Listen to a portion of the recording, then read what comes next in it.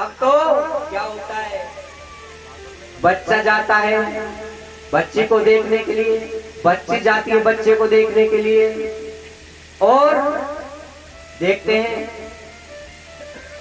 Mail मिल रहा नहीं मिल रहा, ऊंचाई लंबाई नापाई सब ले जाते हैं। अगर खुद 6 फुट आए तो इंस्टेप साथ ले जाते हैं, पौने 6 फुट भी नहीं चलेगी, पौने 5 भी नहीं चलेगी, बराबर का जोड़ा चाहिए। अब ये कलयुग का प्रभाव है। महात्मा करदम मुस्कुरा के बोले, लज्जा नहीं नहीं, मैं शादी नहीं, शादी के लिए तब थोड़ा किया मैंने तो वैसे ही किया है महाराज, तपस्या मैंने कोई शादी के लिए नहीं की। प्रभु ने सोचा कहीं ऐसा तो नहीं कि मन मन भावे मुंह ढेलावे, कहीं मन में तो आ रही हो शादी करने की और ऊपर से ही मना कर रहे हो। तो भगवान ने कहा मैं तो आपकी बात ही पक्की कर आया। भगवान बोले हाँ, करदम बोले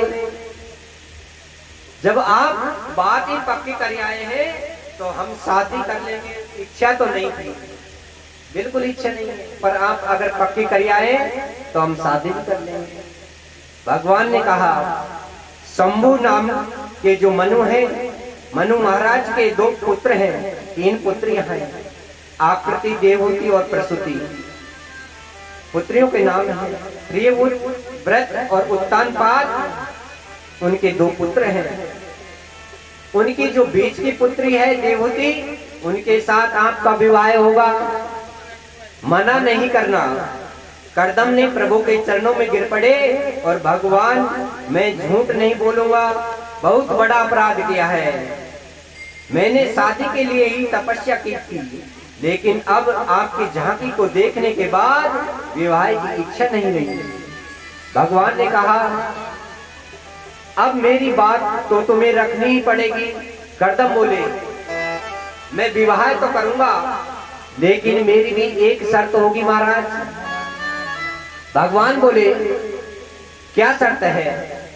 बोले कि मेरी ये शर्त है कि मेरे घर में ही तुमको पुत्र बन करके आना होगा, और एक पुत्र होते ही मैं घर छोड़ करके वन को चला जाऊंगा। भगवान ने कहा ठीक है, मैं अवश्य ही तुम्हारे घर स्वयं पुत्र बन करके आऊंगा। इधर शंभु नाम का जो मनु था वो अपनी पुत्री को लेकर के और महाराज करदम ऋषि के आश्रम पर आए। अब देखिए जो फूलों में पली हो राजकुमारी, वो इतने बड़े वैभव महाराज की पुत्री हो, इनकी शादी ऐसे पुरुषों के साथ हो रही है जिसके पास न तो रहने को मकान है और न ही खाने के लिए कुछ भोजन की व्यवस्था है।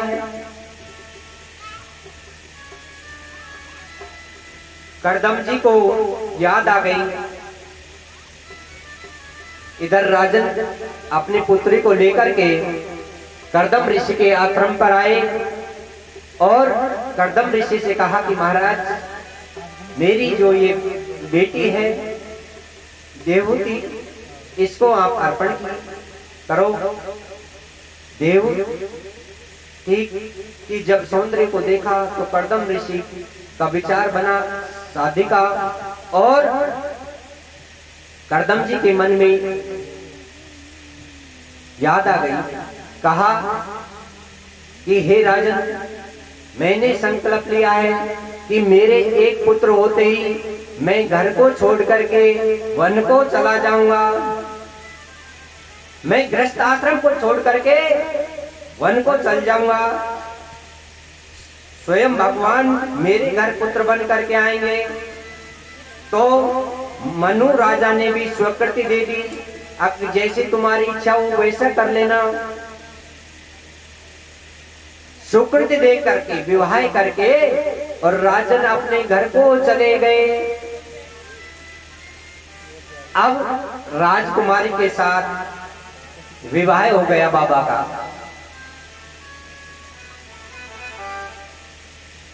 और अपनी पत्नी को अपनी पर्णकुटी में ले आए। एक नितांत जंगल में घास की छोटी सी पर्णकुटी है। देवती ने जैसे ही अपने पति की कुटी में प्रवेश किया तो ऊपर देखा कि कम से कम 50 घोंसले बने हुए हैं, जिनमें चिड़िया चोंचा रही है, सुंदर सुंदर पक्षी कलरव कर रहे हैं। देवती ने कहा, ऋषिवर, ये क्या चिड़िया चोंचा रही है कुटिया में, अपनी समझती हैं? ऋषि ने कहा, जो ये पक्षी हैं ये इस कुटिया को अपनी समझते हैं, इसमें रहते हैं। नीचे की ओर नजर डाली तो 50 बिल बने पड़े हैं, उसमें सांप है, बिच्छू है, कंचड़ा है, चूहा है, मेंढक है, उसमें रह रहे हैं 50। तो देवती ने कहा कि महाराज ये क्या है? कर्दम ऋषि बोले, ये कुटिया को अपनी ही समझते हैं और इसमें अपने ना निवास करते हैं, अपनी समझ कर रहते हैं इसमें। देवती ने खिड़की से झांक करके बाहर की ओर देखा तो देखा सिंह और हिरण एक साथ एक जगह पानी पी रहे हैं। तो देवती के नेत्र सजल हो गए। दोस्तों सज्जनों, कहने लगी, ये कोई आश्चर्य की बात है, ये तो आपकी तपस्या का प्रभाव है। ये सब तप के प्रभाव से जो सांप और मेंढक एक जगह, सांप चूहा एक जगह, हिरण और शेर एक जगह पानी पी रहे हैं, ऐसा कोई तपस्या का प्रभाव हो सकता है? ये तो नहीं आपस में दुश्मन होते हैं, शत्रु होते हैं। देवती ने पूछा, ऋषिवर, तो आप कहाँ रहते हैं इस कुटिया में? ऋषिवर बोले, देवी, जो ये सामने 3 फुट का जो आसन बन रहा है, ये आसन आपका, ये पहले मेरा था, अब इसमें से आधा आपका है, आधा मेरा है, डेढ़। देवते के नेत्र सजल हो गए। कितने त्यागी संत के साथ आज मेरा पानी ग्रहण हुआ है। इतना बड़ा। कर्दम ऋषि बोले, देवी, मैं कुछ समय के लिए थोड़ा तप कर लेता हूं। आप जैसे चाहो इस कुटिया को सजा लो, मैं थोड़ी देर के लिए तपस्या कर लेता हूं, भगवान का ध्यान कर लेता हूं। कर्दम ऋषि तपस्या करने के लिए बैठ गए। सज्जनों, तपस्या करी तो कैसी तपस्या करी, समाधि लग गई कर्दम ऋषि ने। 40 वर्ष बीत गए, ऐसी समाधि लगी। देवती कभी फल खा लेती, कभी तिनका खा लेती, कभी पानी पीकर जीवन व्यापन कर लेती। मन में एक ही संकल्प था, जिस दिन पति की समाधि खुलेगी, नेत्र खुलेंगे, उस दिन से गृहस्थ जीवन प्रारंभ होगा। ऐसे समाधि लगेगी। सज्जनों, 40 वर्ष बीत गए। 40 वर्ष बाद जब कर्दम ऋषि की नेत्र खुले तो सामने एक बुढ़िया को देखा। कहने लगे, देवी, तुम कौन हो, कहां से आई हो?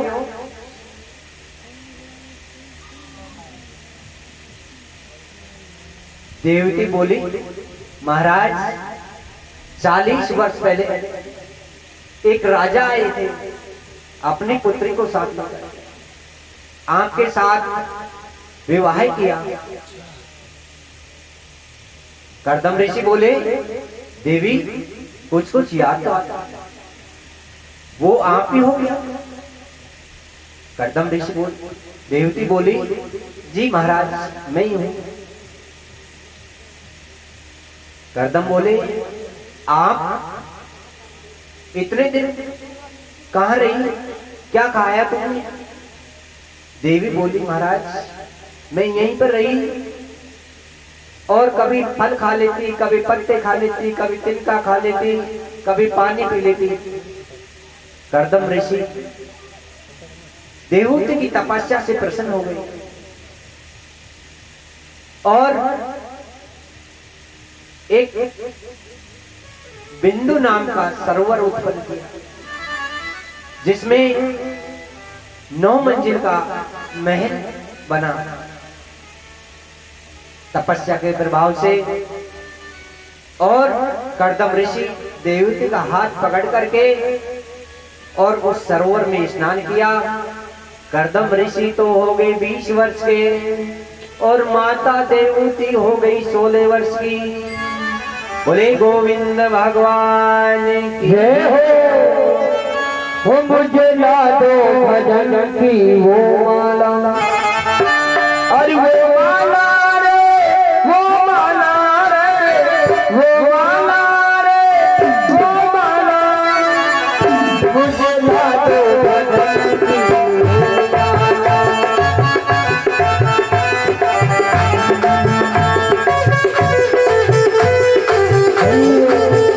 मुझे ला दो भजन की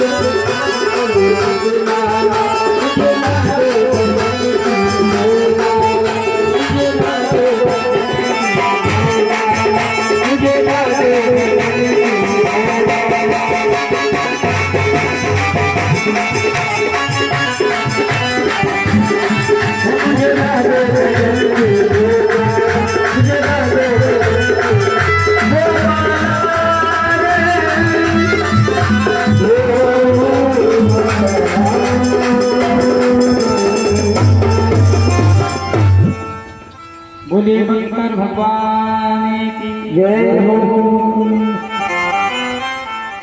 इस प्रकार सज्जनों होता वही है जो प्रभु को मंजूर होता है।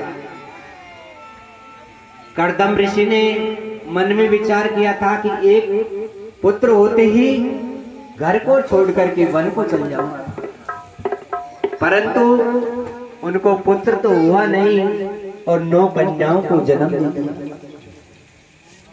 कर्दम ऋषि ने कहा कि 9 कन्याएं हो गई, अब हमको वन में जाना चाहिए।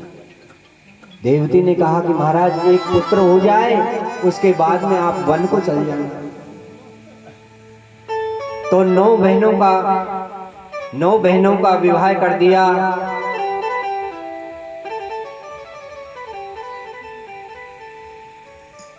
नौ कन्याओं ने जन्म लिया, जिनमें सबसे बड़ी कला मरीचि को ब्याही। दूसरी पुत्री का नाम अनसुईया, जो कौन नहीं जानता, वो अत्रि मुनि को ब्याही। वशिष्ठ मुनि को अर्धंधी, भृगु मुनि को ब्याही गई। ऐसी गुणवती कन्याओं को जन्म दिया। और 10वें पुत्र के रूप में भगवान कपिल देव का अवतार हुआ। बोले कपिल देव भगवान की जय। कर्दम ऋषि ने जन्म होने के साथ ही भगवान के दर्शन किए और भगवान को परिक्रमा की और देवती से, अपनी पत्नी से कहकर चले गए, अब तुम जाने और तुम्हारा पुत्र जाने, मैं तो तपस्या के लिए जा रहा हूं। ऐसा कहकर के कर्दम ऋषि वन को चले गए। इधर माता ने भगवान कपिल देव को जल से स्नान किया, अपने हाथों से मस्तक पर चंदन लगाया, माला पहनाई, एक छोटी सी व्यास गद्दी बना दी और उस पर कपिल भगवान बैठा दिए। कपिल ने कहा कि माता ये क्या कर रही हो, आज क्या हो रहा है, कैसे उल्टी गंगा बह रही है, मैं बेटा हूं, मुझे आपकी सेवा करनी चाहिए, आप मेरी सेवा क्यों कर रही हो। माता ने कहा कि जो मुझे पहले कर लेना चाहिए था, मैं वो आज कर रही हूं, क्योंकि माता को पता था कि साक्षात भगवान है। यहीं से अब जो देवते की 9 कन्याएं थी वो भी आ गई और वो भी विराजमान हो गई, आसन ले लिया उनको भी। और यहीं से शुरू होता है माता देवती और कपिल देव जी का संवाद। बोले कपिल देव भगवान की जय। माता कहती है, हे प्रभु, मेरी परिस्थिति बड़ी विचित्र हो रही है, बड़ी खराब होती जा रही है। ये 10 इंद्रियां हैं, 5 ज्ञान इंद्रिया, 5 कर्मेंद्रिया, सब मुझे अपनी अपनी ओर खींच रही हैं। समझ में नहीं आता मैं क्या करूं। आंखें कहती हैं सुंदर दृश्य देखो, कान कहते हैं सुंदर संगीत सुनो, नासिका कहती है सुगंधित सुगंध सुनो, और जो सबसे खतरनाक इंद्रिय है रसना जीव, ये इसको सुंदर सुंदर पकवानों की इच्छा होती है। कैसे इस मन को वश में करूं, ऐसे कैसे इस इंद्रियों को वश में करूं। मेरा दूसरा प्रश्न यह है कि बंधन किसका होता है, बंधन मन का होता है या बंधन शरीर का होता है या आत्मा का होता है। मन को बस करने का क्या उपाय है। प्रभु कपिल देव ने कहा, मां आप तो स्वयं ज्ञानी हो, परम साध्वी हो, आपसे मैं क्या कहूं। फिर भी जो मैंने जाना है उसे जरूर कहूंगा।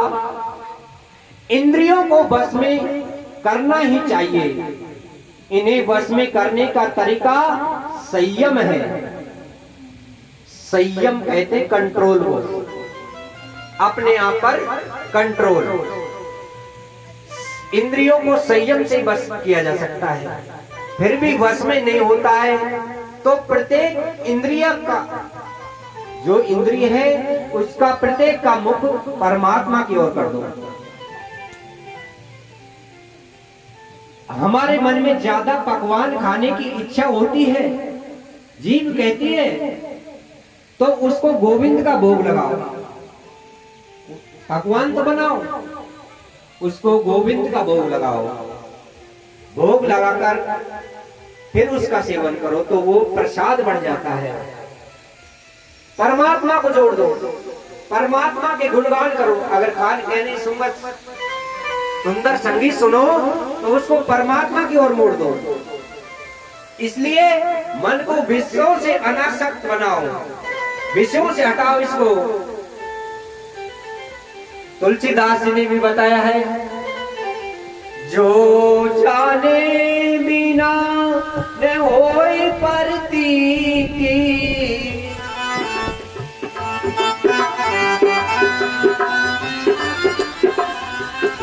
जाने बिने होए प्रतीति, बिना प्रतीत होए नहीं प्रीति। जो चीज नहीं है बिना जो चीज नहीं है भावना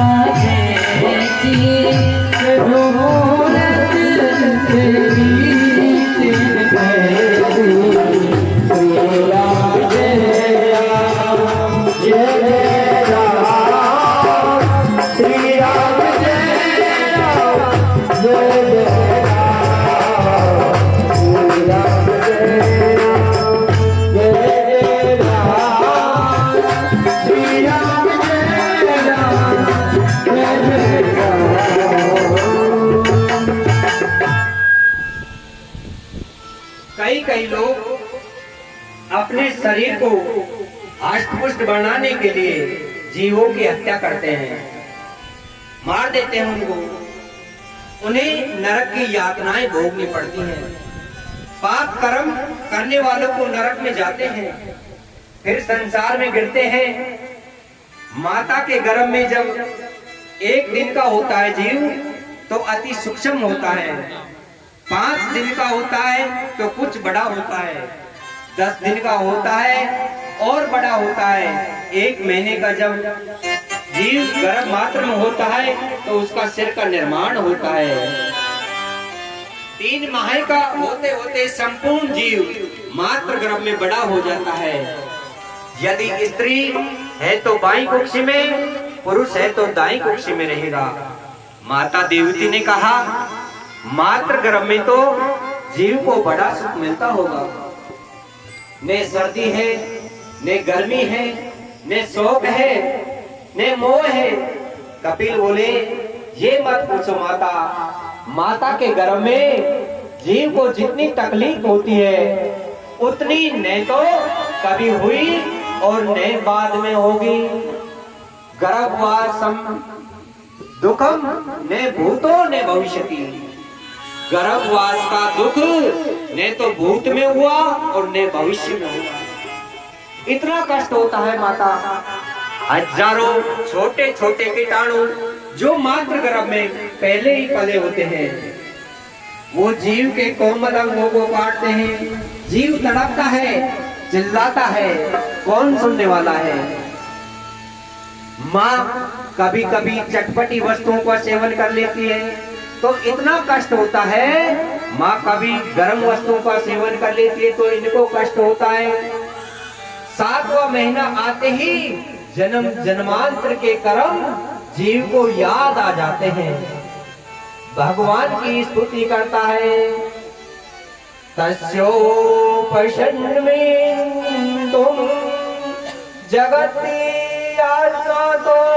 भी चले चलवंत्रारविंद। परमात्मा से कहता है, हे भगवान एक बार मुझे गर्भ से बाहर निकालो, गर्भ से बाहर निकालो। प्रभु ऐसा भजन करूंगा कि फिर कभी गर्भ में नहीं आना पड़े। भगवान कहते हैं, तुम गर्भ में ही स्तुति करते हो, बाहर आकर के ये भूल जाते हो, सब भूल जाते हो।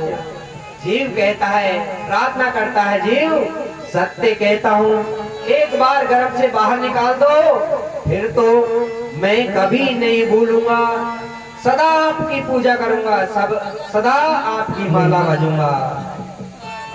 बड़ी बड़ी प्रतिज्ञा करता है। 9वां महीना पूर्ण हुआ, 10वां माह आरंभ हुआ। जैसे ही प्रसव की वायु का धक्का लगा तो तुरंत जीव गर्भ से बाहर आ जाता है। माता देवकी ने कहा, ये तो बहुत अच्छा हुआ, गर्भ में तकलीफ थी और बाहर आ गया, अब तो सुख मिलेगा। भगवान कहते हैं, माता सत्य कहता हूँ, बाहर भी सुख नहीं है। बताओ सुख किसी को मिला है क्या?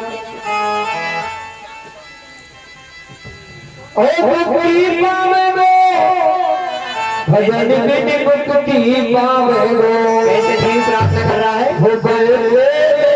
हरि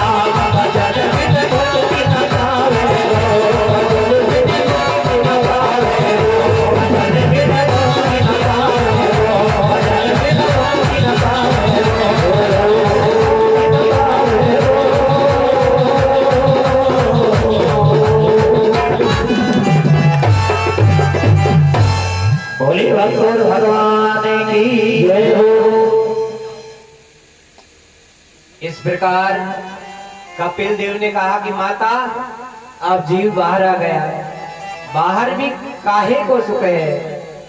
बच्चे ने जन्म लिया, पल्ले में सो रहा है, खटमल काट रहे हैं, रो रहा है, जीव कह नहीं सकता किसी से, फिर लेकिन बता नहीं सकता मुझे क्या तकलीफ है। थोड़ा बड़ा हुआ, बच्चे ने अपने मन को 3 जगह बांट दिया, माता पिताओं में और भाई में, 3 जगह बट गया मन। फिर थोड़ा बड़ा हुआ, मित्रों में अपना मन बांट लिया। माँ बाप बच्चों को बुलाते हैं और उसे उदर भरने की शिक्षा सिखा रहे हैं। मात पिता बालक ने बुलावे और उदर भरन सोई धर्म सिखाओ। ये नहीं सिखा रहे परमात्मा की ओर जाने के लिए, उसे पेट भरने के लिए उसको धर्म बता रहे हैं। परमात्मा को भूल गया जीव, वहां कितना वादा करके आया गर्भ में, और यहाँ आकर सब भूल गया, अब पेट भरने की चिंता लग गई। फिर थोड़ा बड़ा हुआ, शादी हो गई, अब अपने ध्यान को कहां लगा दिया, हाई कमान के। अब तो हाई कमान जैसा आदेश दे वैसा होने लग गए।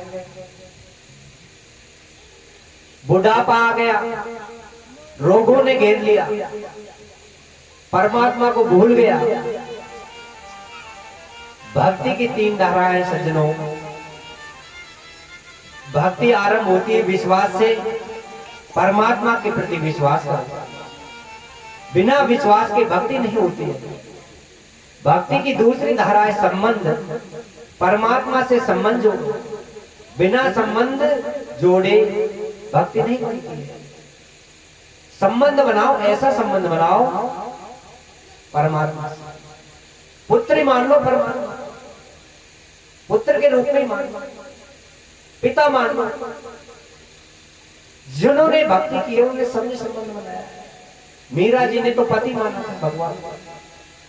तो भगवान की तीसरी धारा है समर्पण। जो कुछ है प्रभु को समर्पण कर दो, अच्छा बुरा, अच्छा हो जाए या बुरा हो, प्रभु को समर्पण कर दो। कपिल देव बोले भगवान कीर्तन से। माता ने कहा कुछ लोग कहते हैं बिना भाव के कीर्तन नहीं होता, क्या फायदा भाई, जब भाव ही नहीं है तो कीर्तन करने से क्या फायदा।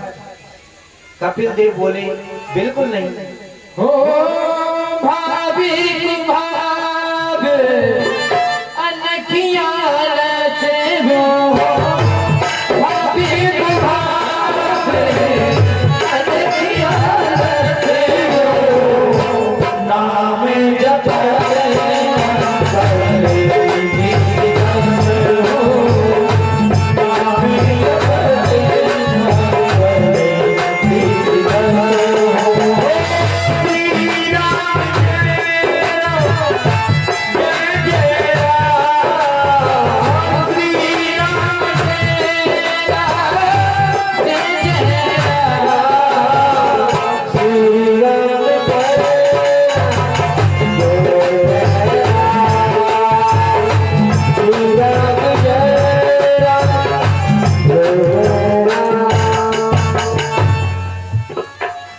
कपिल देव बोले माता ऐसा बिल्कुल नहीं है, कीर्तन तो बिना भाव के भी करो। आप सोचेगी भाव आएगा तभी कीर्तन करेंगे, न भाव आएगा और न कीर्तन होगा। जब किसान बीज बोता है तो कभी ये नहीं देखता बीज टेढ़ा जा रहा है या सीधा जा रहा है या उल्टा जा रहा है। उसको तो बीज बोने से मतलब है। एक बार खेत में बीज बो दो तो वो उगे बिना नहीं रह सकता। इसलिए नाम कैसे भी गाओ मंगल ही करता है। इसलिए बताया है कि भाव को भाव अलग आयुषी, नाम जपत दिस मंगल कर। भाव को भाव कैसा भी हो कीर्तन करो भगवान से। माता देवती प्रभु कपिल देव के मुख से ऐसे वचन सुनकर के गदगद हो गई, प्रमोदित हो गई, हर्षित हो गई, प्रेम की धारा बहने लगी। सज्जनों, प्रेम की 9 परिस्थितियां होती हैं। भक्ति की 10वीं परिस्थिति में जब व्यक्ति पहुंच जाता है तो उनका संपूर्ण शरीर पानी बनकर बहने लगता है। माता देवती के साथ भी ऐसा ही हुआ, उनका संपूर्ण शरीर पानी भरकर बहने लगा, सिद्धा नाम की नदी बन गया। महाराज कपिल देव ने उनको प्रणाम किया और जल का आचमन करके सीधे गंगा सागर क्षेत्र को चले आए। बोले कपिल देव भगवान की जय। अरे लागी लगने मत तोड़ना, हो लागी लगने मत तोड़ना, हरे जीवन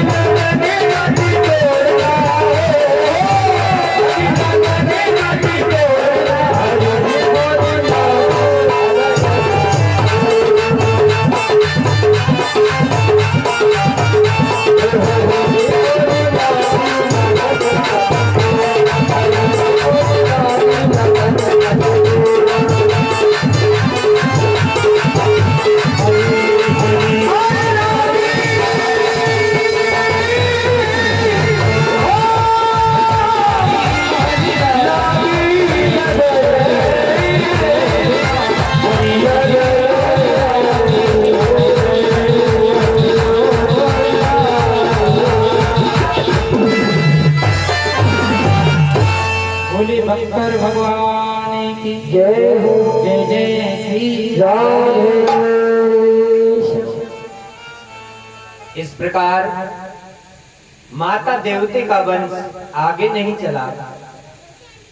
माता देवती के 3 बहन की आकृति देवती और प्रसूति। प्रसूति नाम की जो बहन है वो दक्ष प्रजापति को ब्याही गई। आकृति का विवाह रुचि प्रजापति के साथ हुआ। उनके यहाँ से यज्ञ देव का प्राकट्य हुआ। प्रसूति का विवाह दक्ष के साथ हुआ। दक्ष प्रजापति की कन्या का नाम सती था। इन्हीं सती महारानी का विवाह भगवान शंकर के साथ हुआ था। परीक्षित जी ने कहा कि महाराज शंकर भगवान और महाराज दत्त तो ससुर जमाई थे, फिर इनमें देशारंभ आरंभ क्यों हुआ? देश क्यों हुआ? शत्रुता क्यों हुई?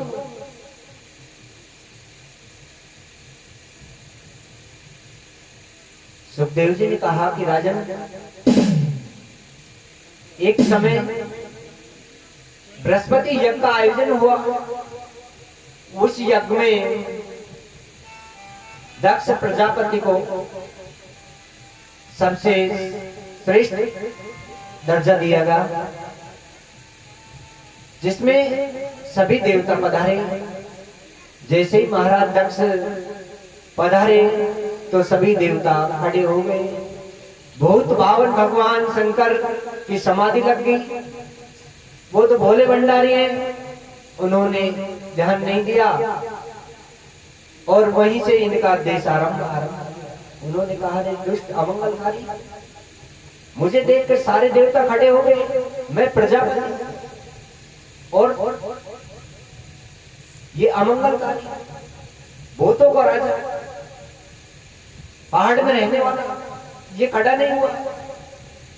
ऐसी ईर्ष्या को लेकर दक्ष प्रजापति ने यज्ञ का आयोजन किया, ईर्ष्या को लेकर। तो भगवान शंकर कैलाश पर विराजमान, सभी देवताओं को निमंत्रण दिया। जो दक्ष के 13 कन्याएं थी, 16 कन्याएं थी, जिनमें 13 धर्म को, एक अग्नि को, एक पितृ को और एक शिवजी को ब्याही गई। सभी कन्याओं को न्योता दिया, केवल सती को नहीं, जो शिवजी को ब्याही। जब यज्ञ होने लगा तो सभी देवगण कैलाश पर्वत पर होकर जाने लगे अपने अपने सवारियों को लेकर। सती ने देखा कि ये विमान कहां जा रहे हैं, कौन सी जगह जा रहे हैं। भगवान शंकर को जैसे नेत्र खुले, भगवान शंकर से कहा कि महाराज, ये आज देवगण और देवांगनाओं के साथ कहां जा रहे हैं? शंकर भगवान ने कहा कि जा रहे होंगे कहीं इनका। नहीं महाराज, मुझे बताइए। भगवान भोलेनाथ बोले, ये तुम्हारे पिताजी यज्ञ का आयोजन कर रहे हैं, उस यज्ञ में जा रहे हैं। बोलो, मेरे पिताजी यज्ञ कर रहे हैं? बोलो, हाँ देवी, तुम्हारे पिताजी यज्ञ कर रहे हैं। पार्वती बोली, सती बोली कि महाराज, हमको भी चलना चाहिए। जब हमारे पिताजी यज्ञ कर रहे हैं तो हमको भी चलना चाहिए जरूर। भोलेनाथ बोले, नहीं देवी, हम नहीं जाएंगे। तुम्हारे पिता ने हमको निमंत्रण नहीं दिया। सती बोली कि महाराज, पिता के यहाँ तो जा सकते हैं, पिता के घर हो, मंदिर में हो, कहीं भागवत कथा चल रही हो, तो वहां तो नौते की झंड शैली होती है। भोलेनाथ बोले, नहीं देवी, अगर कोई देशवश, ईर्ष्या के वश में करता या किसी को नीचा दिखाने के वश में करता, तो वहां जाने का धर्म नहीं होता है। वो तुम्हारे पिता हमसे ईर्ष्या करते हैं, हमसे बैर रखते हैं, इसलिए हमको जाना उचित नहीं है। पार्वती सती माता प्रार्थना करने लगी कि हे भोलेनाथ, मुझे माता से मिलने की बहुत इच्छा हो रही है, मुझे माता से मिलना है, मेरी इच्छा है माता से मिलने की। और भोलेनाथ मना कर रहे हैं। सती नहीं मानी तो कहा कि देवी जाओ, तो तुम्हारा मंगल नहीं होगा, मेरी बिना आज्ञा के अगर तुम जाओगे तो मंगल नहीं होगा, तुम्हारा अमंगल होगा। नहीं मानी सती चली गई। पीछे से दूत को भेजा, कहा कि तुम इनकी रक्षा करना। वहां पहुंचे तो सबने सती माता से मुंह मोड़ लिया, कोई नहीं बोला। बहन भी हंसने लगी, केवल माता ने कुछ बातें की। पिता ने देखा तो वहां यज्ञ मंडप में देखा तो भगवान भोलेनाथ का कोई आसन नहीं लगा है।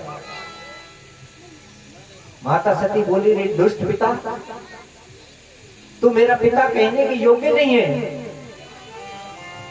जो तुमने मुझे जन्म दिया है इस देह से, मुझे ये देह ही नहीं रखनी। तुमने भगवान भोलेनाथ का अपमान किया है, तुम किस पिता हो? तो ऐसा कहकर माता सती ने क्रोध में आकर के योगाग्नि में अपने देह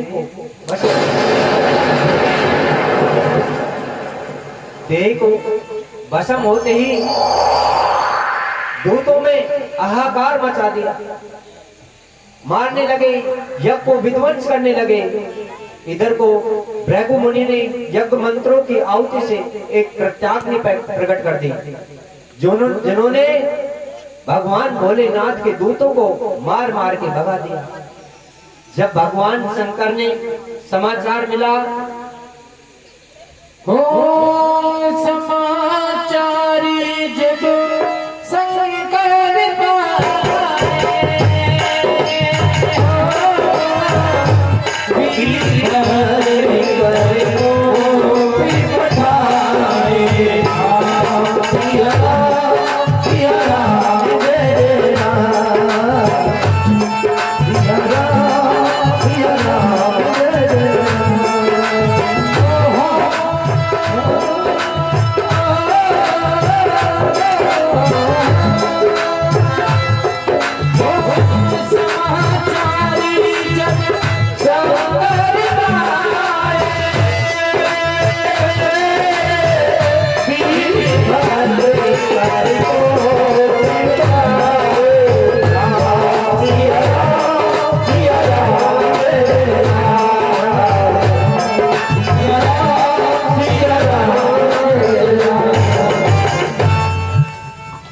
भगवान शंकर ने जब समाचार सुने तो अपनी जटाओं से एक बाढ़ उतार करके पृथ्वी पर पटका, तो उससे एक वीरभद्र नाम का एक पुरुष प्रकट हुआ और कहने लगा कि भगवान मुझे क्या आदेश है? उसने कहा कि जिन्होंने सती के साथ अन्याय किया है उनको सबक सिखाना है, दक्ष के यज्ञ को विध्वंस करना है, दक्ष को जीवित नहीं छोड़ना। वीरभद्र ने जाकर के उत्पात किया, विष्टाओं की वर्षा करने लगा, पत्थर फेंकने लगा, तूफान, अंधकार, घोर अंधेरा छा गया। सबने सोच लिया कि अब भगवान शंकर का कोप हो गया है, अब कोई जीवित नहीं बचेगा। ऐसा घनघोर आकाशवाणी तूफान को देख करके बवंडर मच गया।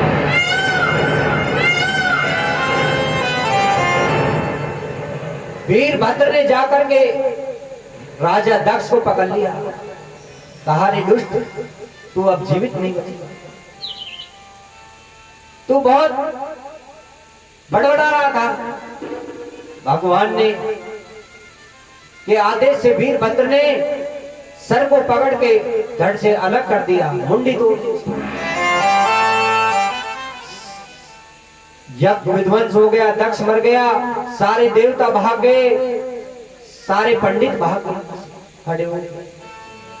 भगवान विष्णु आए, प्रार्थना करने लगे, ब्रह्मा जी आए, प्रार्थना करने लगे, देवताओं ने प्रार्थना की, शंकर भगवान को मनाया कि महाराज जो गलती हुई उसे क्षमा करें और इस यज्ञ को पूरा करें।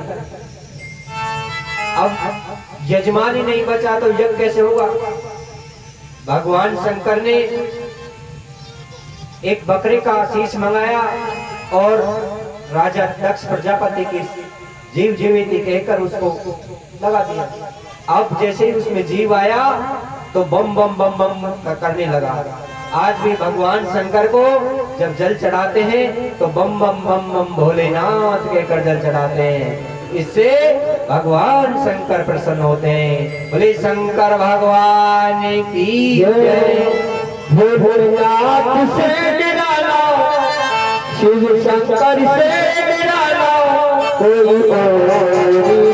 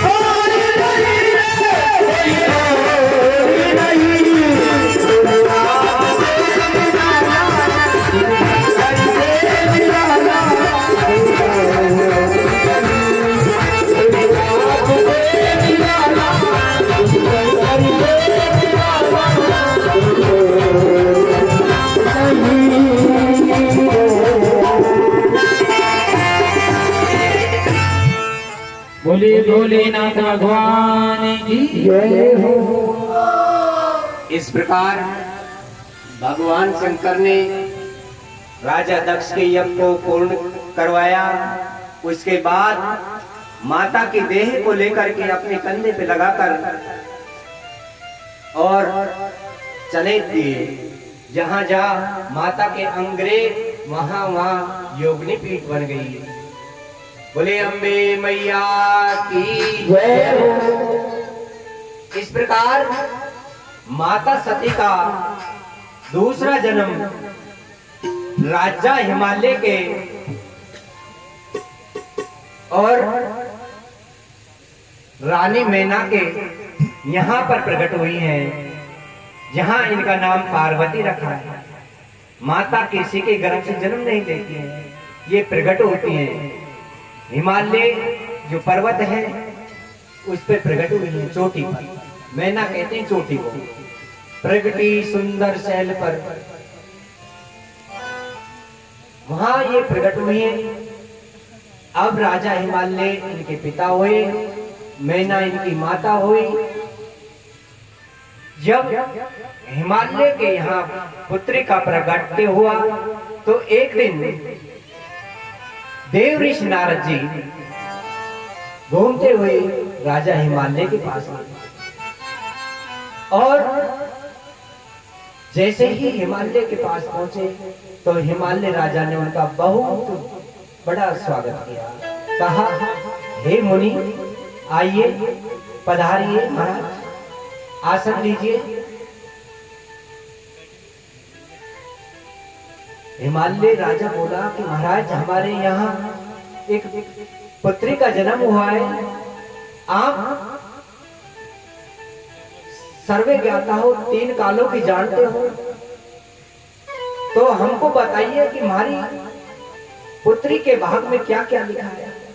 बताया है, त्रिलाख ये सर्वे तुम्हें गति सर्वत्र तुम्हार, कहो सुता के दोष गुणे मुनिवर हृदय विचार।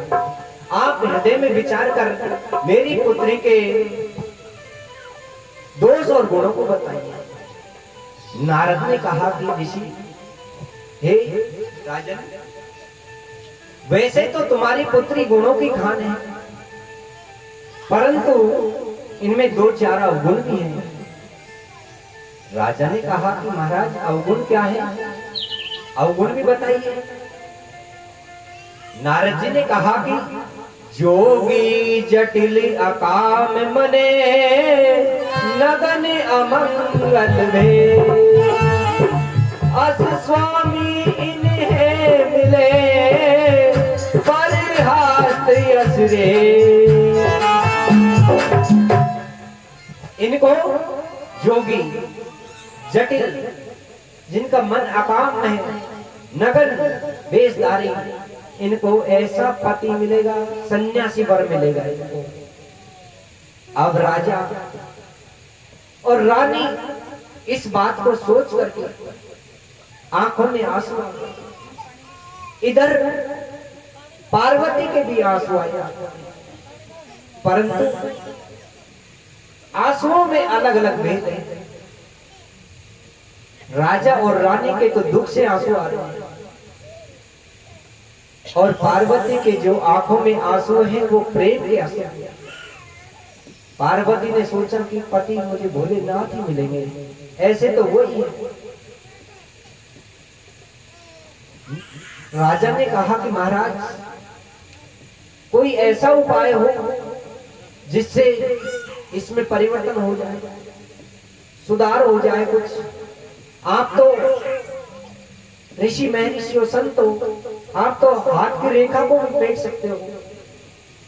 नारद जी ने कहा कि राजन, कहे मुनीष हिमवंत सुने, जो विद लिखा लीलार, देव धनुज नर नाग मुनि, कौन में तन्हार। जो विधि के विधाता ने लिख दिया है उसको कोई नहीं मिट सकता। हाँ, मिट तो सकते हैं। कैसे मिट सकते हैं? अगर तुम्हारी पुत्री जो जब करे कुमारी तुम्हारी, भावई में सकल चपुराई।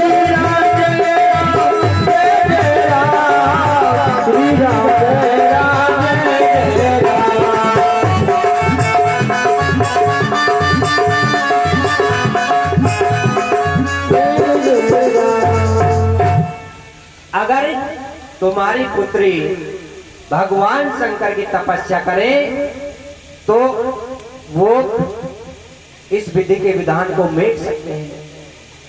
ऐसा कहकर के नारद जी चले गए। इधर माता पिता को चिंता हो, सोचने लगे। एक दिन माता के मन में विचार आया कि पुत्री से कैसे कहें कि तुम तपस्या करने के लिए चली जाओ। माता पार्वती के मन में भी विचार आया कि क्यों नहीं मैं ही माता से कहती हूँ। माता की गोद में जाकर बैठ गई, कहने लगी, माँ, आज मैंने एक ऐसा स्वप्न देखा है जिसमें एक ब्राह्मण ने मुझसे कहा कि तुम जाकर के तपस्या करो। माता ने कहा कि तुम्हें अवश्य जाना चाहिए, तपस्या करनी चाहिए। माता पिताओं से आज्ञा लेकर के माता पार्वती तपस्या के लिए चली गई। माता ने 3000 वर्ष तक तपस्या की। आकाशवाणी हुई, अब तुम्हारा मनोरथ सफल हुआ, तुम्हारी इच्छा पूर्ण हुई।